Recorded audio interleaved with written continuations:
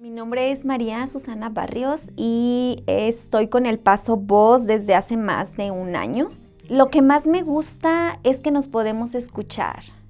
Nos podemos escuchar como equipo, interactuamos, creamos comunidad porque nos estamos conociendo, conocemos nuestras familias, realizamos actividades familiares también para que no solo convivamos como mamás, sino también como familias, esposos, hijos.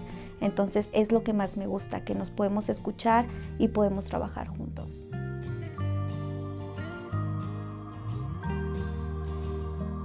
Lo que estamos pidiendo es que los menús escolares sean más saludables.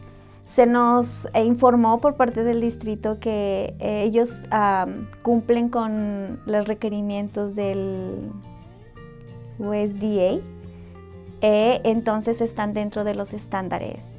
Pero nosotros creemos que pueden hacer un poco más, no quedarnos en los límites ni solo cumplir el estándar.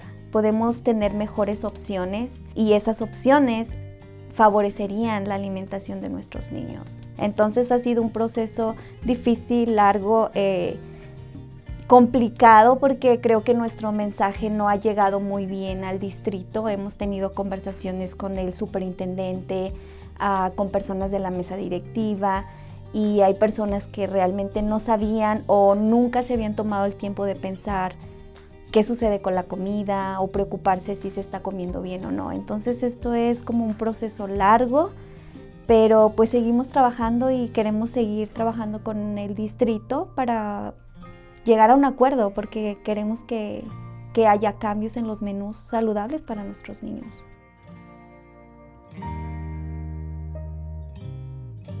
La primera cosa por la que decidí involucrarme en El Paso fue porque pienso y estoy segura de que la comida es la base para el desarrollo emocional, físico, mental de nuestros niños y para que estén listos para aprender.